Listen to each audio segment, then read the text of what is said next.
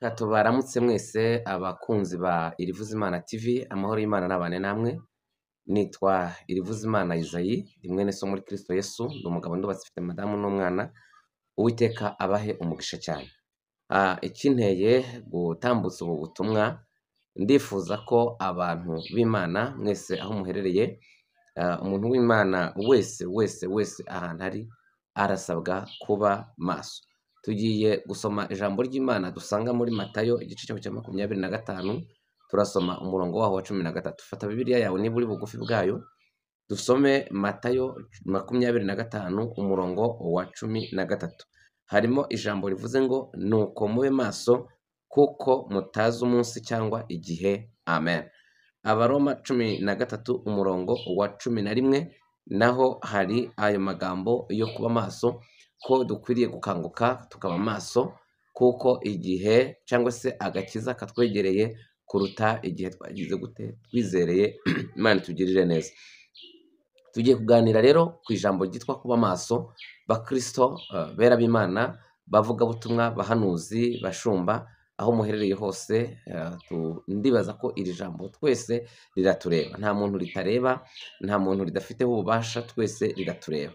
Ndifuza rero kuganira namwe mu bushobozi Mwana impaye kuvugiraho cyangwa se gutangariza mwo ubu butumwa.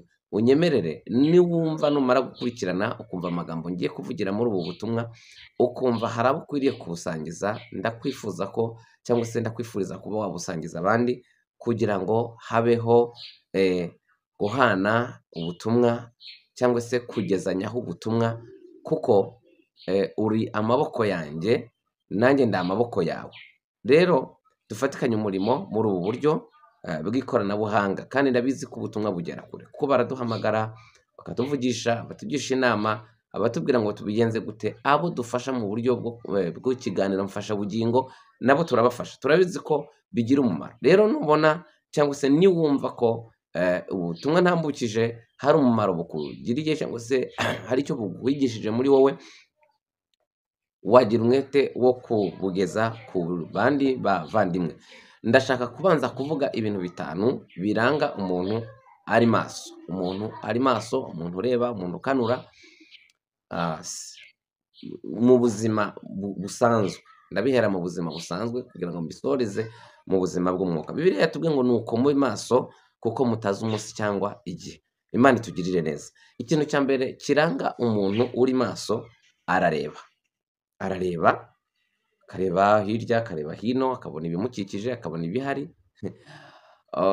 akabibona inzira arimo aracamo, akareba ibihari, akareba ibimukikije.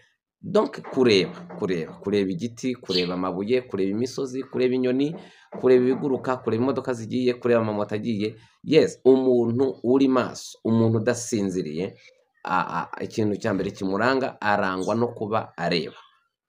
Cya kabiri kiranga umuntu uri maso, umuntu udasinziriye, nuko arumva ibisakuza, kandi iyo umuntu ari kumva abasha gusobanura amajwi y'ibirimo biratambuka, amajwi y'ibirimo biravuga.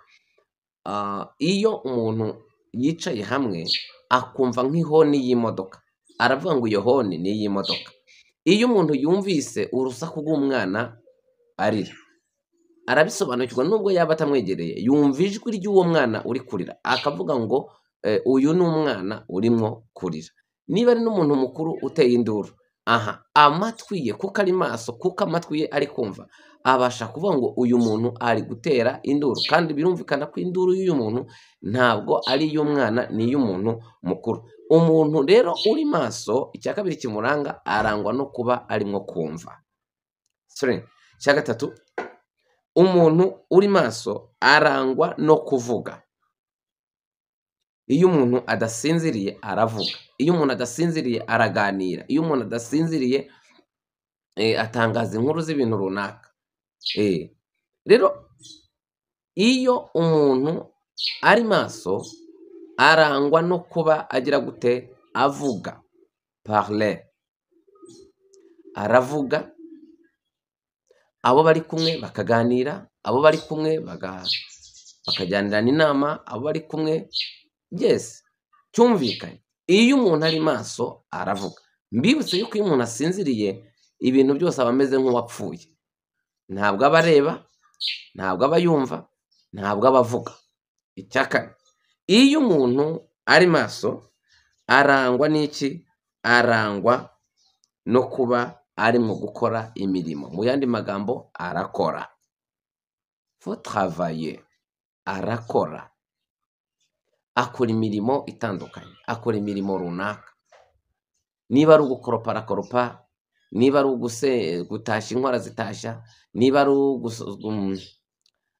kugira gute, niba ari ukora amandazi arayakora, niba ari uteka arateka, kuko ari maso, arareba. Iyo umuntu ari maso arakora. Iyo umuntu ari maso, nsubiremwo, arakora.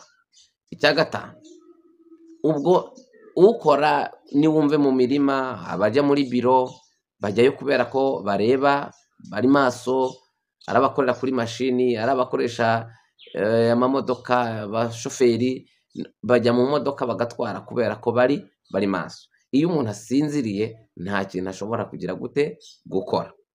Icya gatanu kiranga umuntu uri maso, umuntu udasinziriye,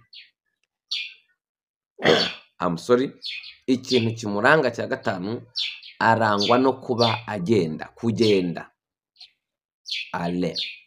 Kugenda, aragendagenda, ajya iburyo, ajya ibumoso. Ashobora gufata urugendo akerekeza i Nyamata, akerekeza Rusizi, akerekeza Rubavu, akerekeza ahantu hatandukanye. Iyo umuntu ari maso agira gute? Aragenda. Iyo umuntu ari maso aragenda. Bishatse kuvuga iki? Bibiliya yavuze ngo nuko mube maso, kuko mutazi umunsi cyangwa iki cyangwa igihe. Bakozi b'Imana, ndakangurira abera bose, sinshaka gutinda, nsa n'unashoje rwose, nsa n'ushoje. Ndahugurira cyangwa se ndahamagarira abera b'Imana bose ahantu muherereye, mbasaba kugira ngo mube maso. Mube maso, murebe ibintu birimwo birakorwa, cyangwa se murebe ibiri hirya no hino, murebe ibirimo birakorerwa muri iyi si, mubirebe, mubyitegereze. Mwongere mugire amaso yo kureba, twongere tugire amaso yo kwihweza turebe. Murebe ibintu birimo gukorerwa mu isi yacu. Murebe ibintu biri gukorwa hirya no hino. Murebe ibintu ukuntu abantu bacuritse ibintu. Murebe abantu ukuntu bafashe ibyirabura bakabigira ibyera, ibyera bakabigira ibyirabura, ibiryohereye babigize ibishaririye, ibishaririye babigize ibiryohereye. Umukiranutsi yabaye ukiranirwa, ukiranirwa yabaye umukiranutsi. Ibintu biracuramye. Murebe ibintu birimo birakorwa muri iyi si, kandi mwirefere ku ijambo ry'Imana. Murebe uburyo umuntu ashobora kwihekura umwana yatwite amezi 9, akamubyara isegonda rimwe, akamwica isegonda rimwe. Yemwe harimo n'abakuramo inda babinabigambiriye, akaba ngo ngiye kwa muganga kuyikuramo. Ibintu byabaye simple, byabaye ibintu byoroshye. Murebe biri gukorerwa muri iyi si, ubwo abari bakwiriye gutanga umucyo aribo barimo baratanga umwijima, cyangwa se batangaza umwijima. Byari bigoye ku muntu w'Imana, kandi n'ubu biragoye, ntibizigera bibaho ku muntu w'Imana uri maso. Abantu bari maso birinda. Pawulo yavuze iki? Yaravuze ngo mu Baroma 12 harimo ijambo rivuga ngo nuko bene data bakundwa, turabinginga kubw'imbabazi z'Imana, kugira ngo mutange imibiri yanyu ibi bitambo bizima byera, bishimwa n'iki? Bishimwa n'Imana, ariko kuyikorera kwanyu kugeze gute? Ukwiriye. Arangije ku murongo wa 2 ngira ngo aravuga ngo nuko ntimwishushanye n'abiki gihe, ahubwo muhinduke rwose, mugize imitima mishya, mugize n'imibiri mishya. Kuko ngo ibyo ni by'Imana dushakaho muri Kristo Yesu. Twavuze ngo amen. Imana nuko twiyambura imyambaro y'umwijima, twambara imyambaro y'umucyo. Twiyambure ibikorwa nabo mu mwijima, twambare imirimo ikorwa nayo nabo umucyo. Imana itugirire neza. Ibi bintu birakomeye. Ni mube maso musenge kugira ngo mutajya mu moshya, niko Yesu yavuze. Abantu bari gusubira ku nzoga, abantu bari gutunga ingo zigerekeranije ku zindi kandi bagakomeza umurimo w'Imana. Bene data, nyamara ntabwo ariko abera bakwiriye kubaho. Bera b'Imana, nimugerageze kumva ibivugwa hirya no hino, mugerageze kumva, mwumve. Muririmbye yararirimbye aravuga ngo ngewe nkunda kumva amakuru y'umurwa uri kure ahatagera ibyago. Uwo ni umuntu uri maso. Yesu yavuze iki muri Matayo 24:6? Harimo ijambo rivuga ngo muzumva iby'intambara n'impuha z'intambara. Ishyanga rizatera irindi shyanga, amahanga azatera andi mahanga. Bibiliya ikavuga ngo hazabaho inzara nyinshi, ngo n'ibishyitsi hamwe na hamwe. Ibi byose umwami yarabivuze. Yaravuze ngo nimubona izo ntambara, mukumva iby'intambara, mukumva n'impuha z'intambara, ngo ntimuzahagarike imitima kuko bitazabura kubaho. Nimube maso, bantu mwariye ku igaburo ryera, bantu mwuzuye umwuka wera, bantu mwasomewe ijambo ry'Imana, nimwongere mube maso. Ni ubutumwa bwo kuba maso. Umwami wacu araza vuba. Mwumve ibivugwa hirya no hino, mukurura amakuru, nimurangiza mubihuze n'ibyo umwami wacu yatubwiye. Biratuma twongera gukangukira kuba maso, tukinyambura imyambaro y'umwijima tukambara imyambaro y'umucyo. Imyambaro y'umucyo ni iyihe?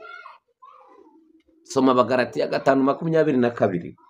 Harimo ijambo rivuga ngo ariko imbuto z'urukundo, ariko imbuto z'umwuka nizi: urukundo, amahoro, ibyishimo, kugira neza, kwihangana, ingeso nziza, kwirinda, kugwa neza no gukiranuka. Bibiliya iravuga ngo bene ibyo nta mategeko abihana. Twahamagariwe kwera imbuto zikwiranye n'abagize gute yemwe n'abihanye. Imana itugirire neza. Bwana asifiwe. Twiyambura imyambaro y'umwijima. Imyambaro y'umwijima ni iyihe? Soma Abagalatiya 5 uhere ku murongo wa 19 ugeze kuri 21. Harimo ijambo rivuga ngo dore imirimo ya kamere iragaragara, ni kwiba, kwica, gutongana, ibitutsi, umujinya, ubwibone, intonganya, kugambanirana, gusinda, kunywa inzoga, kuroga, gusenga ibigirwamana, n'ibindi nk'ibyo. Ibyaha biri gukorwa none ni byinshi, ariko bene data, mwiyambura iyo myambaro y'umwijima, mwambara imyambaro y'umucyo. Inzangano mu bantu, ubuhutu n'ubututsi n'ubutwa, n'igihugu cy'u Rwanda cyarabiciye kuko ntibigezweho, si ibintu bizima. Ntabwo Imana yaremye abahutu n'abatutsi, ntabwo Imana yaremye abatwa. Imana yaremye umuntu wayo mu ishusho yayo, imuha ubuzima, imuhumekeramo umwuka, umuntu aba umuntu w'ubugingo, aba ubugingo buzima. Imana ishimwe cyane. Haleluya, haleluya, haleluya. Bakristo, bashumba, badiyakoni, nimwiyambura imyambaro y'umwijima, mwambara imyambaro y'umucyo. Dore umwami wacu araza vuba. Nuko mube maso kuko mutazi umunsi cyangwa igihe. Aya ni amagambo yavugwa ubwo ubwami bw'Imana ngo bugereranywa ngo n'abakobwa 10 baje gusanganira umukwe, ngo 5 muri bo barabapfu, abandi 5 bari abanyabwenge. Icyaranze abanyabwenge bari maso nuko bajyanye amatabaza yabo bakajyana n'amavuta ku ruhande, ariko ngo abapfu bajyanye amatabaza adafite amavuta. Itabaza ryawe ririmo amavuta nshuti. Dore mu gicuku igicuku kiranishe, igicuku kiranishe, nimube maso Mana yo mu ijuru. Bwana asifiwe. Imana itugirire neza, Imana itwiteho, Imana ituneshereze, Imana iduha amahoro, Imana ikugenderere. Nshuti yanjye, bamaso bamaso bamaso bamaso, umwami wacu aragaruka vuba, kandi Yesu ataraza n'urupfu nago rushobora kugira gute kuza. Mwiyambura ikintu cyo kubika inzika, mwiyambura ikintu cyo kutababarirana. Ntabwo yari imyambaro y'umucyo. Muririmbyi aherutse kuririmba indirimbo aravuga ngo hari abantu bazatinya guhinguka imbere y'umwami, ngo ahubwo bazahinduka ubwoba busa. Aravuga ngo nuko wiyambura iyo myambaro mibi Yesu akwambikiye y'ubukwe. Haleluya. Imana ibagirire neza. Nimurebe, nimwumve, nimuvuge, ahantu muherereye nimutangaze, muvuge gukora kw'Imana, muvuge ukwera kw'Imana, muvuge ihamagarwa ryayo, muvuge ikintu Yesu yabahamagariye. Yemwe nimuvuge, Yesu nimutangaze, yemwe nimuvuge ibyo Yesu yakoze, nimubihamye, muhamirize abantu, mubabwire ko Yesu ari umwami, mubabwire ko Yesu ari umucunguzi, mubabwire ko nta muntu uzajya mu ijuru atajyanywe na Kristo. Yesu niwe nzira, Yesu niwe kuri, Yesu niwe bugingo. Nta muntu uzajya mu ijuru, nta yindi nzira iriho keretse iya Yesu n'umusaraba we. Bwana asifiwe. Imana itugirire neza, Imana itwiteho. Muvuge, muririmbyi yararimbira ngo tugende mu misozi tubabwire ibya Yesu, maze nabo bakizwe ntibazajye mu muriro. Muvuge go relance lebo. Imana itugirire neza. N'aya magambo y'Imana. Ntabwo jyewe ndi kuri YouTube ngo abantu bampe views, no, ahubwo ndashaka guhamya, ndashaka kuvuga Yesu.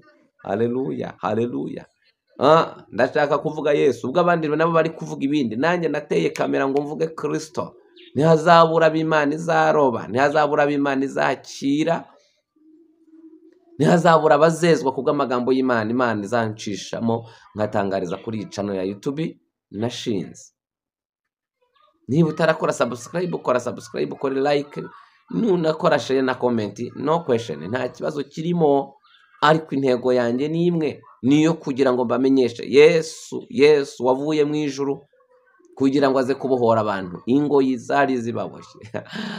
Muririmbyi aherutse kuririmba aravuga ngo narimboshwe rwose n'umwijima mwinshi. Aravuga ngo sinari nzi Yesu wavuye mu ijuru. Aravuga ngo yambohoye ingoyi zose zari zimboshye. Aravuga ngo haleluya, nsigaye indirimba Yesu. Bwana asifiwe sana. Muvuge. Umuntu yari maso aravuga, umuntu yari maso arumva. Mugerageze kureba ibivugwa, mwumve mu biyungurure. Iyo umuntu yumvise hari urusaku rw'impundu, hakaba n'urusaku rw'abahuye n'ibibazo, ariko mwumve, mutandukanye amajwi. Mwebwe muri kubyumva gute? Mwebwe muri kubibona gute? Yemwe nimukurikire mwumve. Bana sikarebo. Imana yongere itugirire neza. Bahera b'Imana, nimuhagurukire gukora ibyiza. Abefeso 2:10 harimo ijambo rivuga ngo kuko turi abo yaremye, ituremeye imirimo myiza yose muri Kristo Yesu, y'Imana yiteguye kera kugira ngo tuyigenderemo. Imana yakuremeye gukora imirimo myiza. Mwongere mugaragaza iby'ineza y'Imana, mwongere mugire ubuntu, mwongere mugwize urukundo, mukora imirimo myiza. Ahubwo bapfa bapfira mu mwami, maze umwuka ati yego baruhuke imiruho n'imihate, kandi imirimo bakoreye Imana igenda igize gute? Ibaherekeje. Bwana asifiwe sana. Mwongere mukora ibyiza. Yemwe abasuranaga mwongere musurane, yemwe abasuraga abagwayi kwa muganga mwongere. Imirimo ya nyuma nizahesha agaciro ya mbere. Abantu mwaparitse ngo narabikoraga ngo ariko ngo Imana ngo izampembera ibyo nakoze. No, oya, wapi. Nawe iyo umuntu yagiye mu murima wawe yaragupataniye, byarangiza uwo murima ntawe ukore ngo awurangize, ubwo wakwibuka ibyo yakoze cyangwa ureba ibyo atakoze? Kurangiza igipatane cye niko kumuhesha kugera ku bihembo. Imana itugirire neza. Bantu mwaparitse imirimo, nimwongere mukanguke mube maso. Dore umwami araza vuba. Uwanditse yaravuze ngo nkwiriye gukora imirimo y'uwantumye hakiri ku manywa. Imana ishimwe cyane. Bwana asifiwe sana. Yesu abagirire neza. Mwongere mugende, muhaguruke mugende, mwamamaza ubutumwa bwiza. Genda aho ushoboye, aho udashoboye tumaye amafaranga. Imana amafaranga yawe akorera Imana. Ubutumwa, amafaranga yawe yavuga ubutumwa, byakunda. Wazura abapfuye kubwira amafaranga, watuma abantu bizera Kristo kubw'amafaranga yawe Imana yaguhaye.